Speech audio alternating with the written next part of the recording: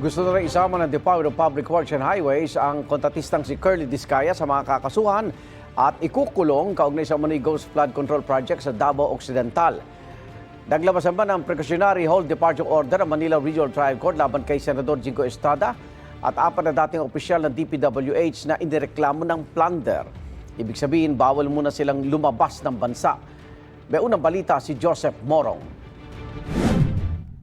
Sa utos ng Manila RTC Branch 52, naglabas ng precautionary hold departure order laban kina Senador Jingoy Estrada at apat na dating opisyal ng DPWH.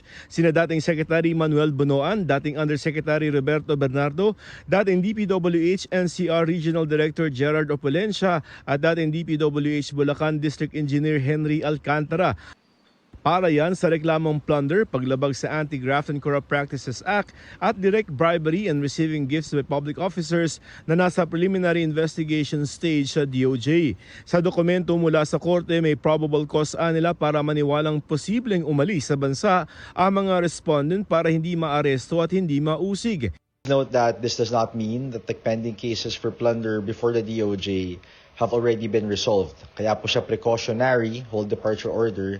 Ibig po sabihin yan na bago pa po ma-file formally yung kaso in court, nag-issue na yung judge or this Branch 52 RTC Manila of the order anticipating that the respondents in these plunder cases pending before the DOJ may evade arrest. Sinisikap pa namin makuha ang reaksyon ng mga nasa HDO. Tatlo sa kanila ang state witness na sa investigasyon sa flood control project, sina Bernardo, Opulencia at Alcantara. Si Bonoan naman naghaing ng counter affidavit para sa reklamong plunder bago lumabas ang precautionary HDO ng korte. Napaaga ang paghahain ni Bonoan kaya natanong siya ng media kung pupunta ba siyang Amerika kung saan nagpapagamot ang kanyang misis. Planning kung hindi for the US po ba? We'll see, yes. Kailan po alis niyo, sir? Hindi pa ko alam eh. I'm waiting for the advice. Nakapagpaalam na kayo? Yeah, nakapagpaalam kami. Payag naman po. Yeah. Pumayag na po, sir. Yeah. Inaalam pa sa DOJ kung kumpirmado ang mga sinabi ni Bonoan.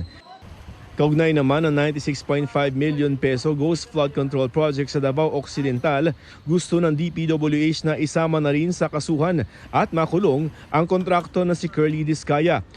Naghain ng manifestation ng DPWH sa Ombudsman para imbestigahan na rin si Curly na nakadetine ngayon sa Senado dahil sa ipinataw na contempt laban sa kanya. Meron kami mga dinagdag na tao. Kinumpirma ito ng Ombudsman na nagsabing nagsumite ang DPWH ng mga sinumpaang salaysay o affidavit na magpapatunay na tulad ng asawa niyang si Sara, beneficial owner o sa madaling sabi, may-ari rin si Curly ng kumpanya.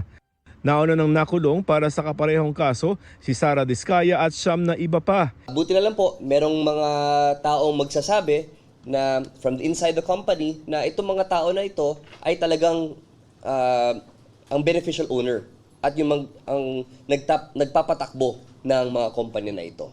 Dadaan sa preliminary investigation ng Ombudsman kung dapat rin bang kasuhan ang asawa ni Sara Discaya na si Pacifico. Hinihingi namin ang panig ng kampo ng mga Discaya pero tumanging magbigay ng pahayag ang abogado nila. Ito ang unang balita, Joseph Morong para sa GMA Integrated News. Igan, mauna ka sa mga balita, mag-subscribe na sa GMA Integrated News sa YouTube para sa iba't ibang ulat sa ating bansa.